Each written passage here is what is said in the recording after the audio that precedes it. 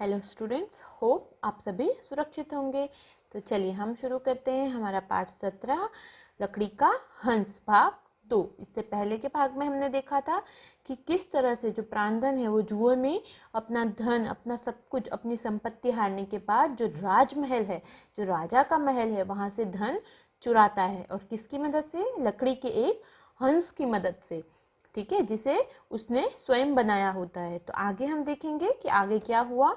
तो धीरे धीरे पूरे राज्य में यह खबर फैल गई कि राजा के खजाने से रत्नों की चोरी हुई है। राजा ने चोर को पकड़ने के लिए कुछ सिपाही और गुप्तचर नियुक्त कर दिए हैं। कुछ दिन बाद ही सिपाहियों ने लकड़ी का बना हुआ हंस पकड़ लिया। उस समय उसकी चोंच में रत्नों के आभूषण थे। सिपाही हंस को राजा के सामने ले गए। अब क्या हुआ, धीरे धीरे पूरे राज्य में, है ना, क्या हो गया, खबर फैल गई कि राजा के जो राजमहल है वहां से खजाने में से कीमती रत्न आभूषण गायब हो रहे हैं, चोरी हो रहे हैं। और उसके लिए सिपाहियों को और गुप्तचर, गुप्तचर किसे कहते हैं? जो चोरी छुपके से पता लगाते हैं कि किसने कार्य किया, मतलब चोरी का कार्य किया, गुप्तचर, ठीक है, जो छुपके, है ना, राजा के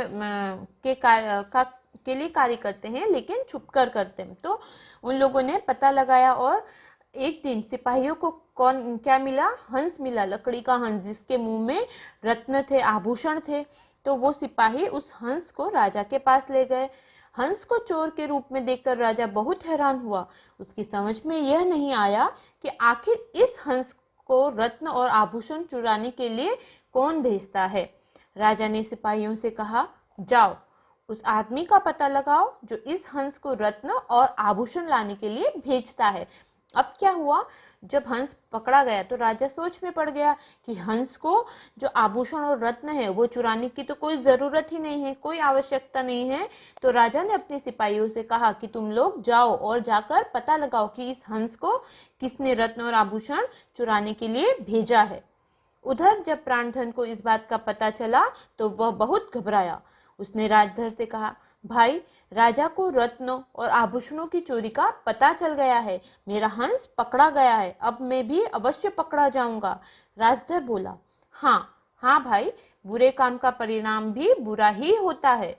अब यहाँ पर क्या हुआ, जब प्राणधन को पता चला कि उसका हंस पकड़ा गया है तो प्राणधन घबरा गया और डर के मारे अपने भाई के पास गया और बोला कि अब मैं भी पकड़ा जाऊंगा, मुझे सजा मिलेगी। तो राजधर ने कहा, हाँ, जो गलत करता है, बुरा कार्य करता है, उसका परिणाम भी कैसा होता है? बुरा ही होता है। प्राणधन ने कहा, मैंने एक उड़ने वाला विमान बनाया है, चलो हम दोनों उस पर बैठकर भाग चलें, वरना मेरे साथ तुम भी पकड़े जाओगे। अब प्राणधन क्या है, अपने भाई को भी उसमें शामिल कर रहा है, बोल रहा है कि मैंने एक उड़ने वाला विमान बनाया है ना, उसमें बैठकर हम दोनों उड़ जाते हैं, वरना अगर राजा ने पकड़ लिया तो तुम्हें भी मेरे साथ पकड़ लेंगे। राजधर ने कहा, भाई, पहले तो हमें अपराध करना ही नहीं चाहिए। यदि कोई अपराध हो भी जाए तो उसे स्वीकार करके क्षमा मांग लेनी चाहिए। अब जो राजधर है वो अपने भाई को समझा रहा है, उसे सही रास्ते पे लाना चाहता है कि अगर पहली बात, हमें कभी कोई गलत कार्य नहीं करना चाहिए, कोई अपराध नहीं करना चाहिए, लेकिन अगर हमसे कोई गलत कार्य हो जाता है, कोई अपराध हो जाए, तो उसके लिए हमें अपनी गलती को स्वीकार करना चाहिए और क्षमा मांग लेनी चाहिए। प्राणधर ने राजधर की बात नहीं मानी। वह विमान पर बैठकर दूसरे देश में चला गया। थोड़ी देर में ही राजधर राजा के सामने पहुंचा। उसने राजा से माफी मांगते हुए उन्हें सारी सच्चाई बता दी। राजा राजधर की ईमानदारी और सच्चाई से बहुत प्रभावित हुए। उन्होंने राजधर से पूछा, क्या तुम भी अपने भाई की तरह यंत्र बनाने की विद्या जानते हो? अब यहाँ पर प्राणधन क्या था, उसने राजधर की बात नहीं मानी क्योंकि वो गलत रास्ते पर चला गया था, और जो बार बार गलत करते हैं वे फिर सही रास्ते पर नहीं आ सकते।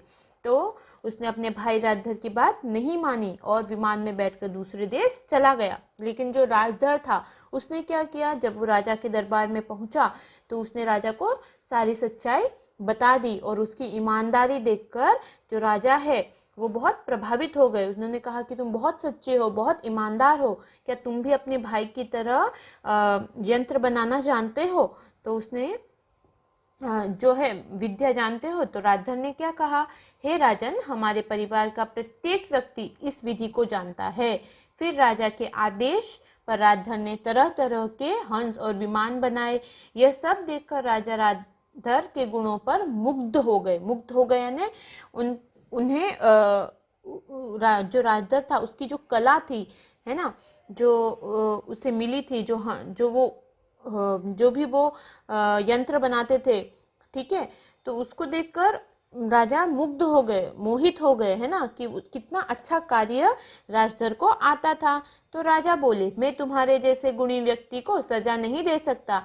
तुम सजा के नहीं बल्कि गर्व करने योग्य हो। आज से मैं तुम्हें अपना प्रधानमंत्री नियुक्त करता हूँ। अब राजा क्या बोल रहे हैं कि मुझे तुम्हारा गुण, जो तुम्हारे अंदर गुण है, तुम एक गुणी व्यक्ति हो, तुम्हारे अंदर जो अच्छाई है, जो कला है, वो मुझे बहुत पसंद आई, मुझे तुम पे बहुत गर्व है और इसीलिए मैं तुम्हें अपने राज्य का प्रधानमंत्री नियुक्त करता हूँ।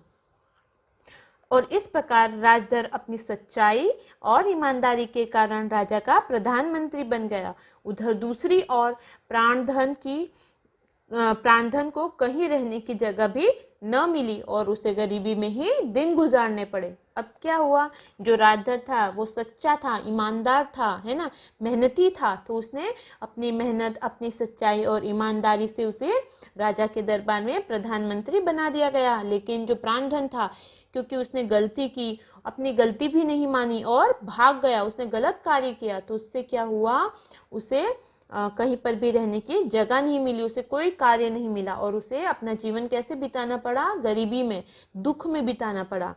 इसीलिए कहा जाता है कि अगर आपको जीवन में सफल होना है, उसके लिए आपको मेहनत करनी चाहिए, सच्ची लगन से कार्य करना चाहिए, ईमानदारी से कार्य करना चाहिए।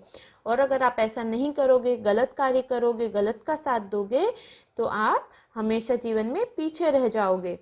तो इस कहानी में हमने देखा कि किस तरह से दो अलग अलग व्यक्ति थे, है ना, और उन्होंने उनमें जो ईमानदार था, मेहनती था, सच्चा था, उसे उसकी सच्चाई, ईमानदारी और मेहनत का फल मिल गया, और जो बुरा व्यक्ति था उसे भी अपने कर्म अनुसार फल मिल गया। तो आप लोग भी बच्चों जीवन में कभी असत्य का साथ मत दीजिए। अगर आपको आगे बढ़ना है तो आपको मेहनत करनी ही चाहिए। तो आप भी अपनी पढ़ाई अच्छे से कीजिए, जीवन में आगे बढ़िए और हमेशा सच्चाई के रास्ते पर चलिए, ठीक है।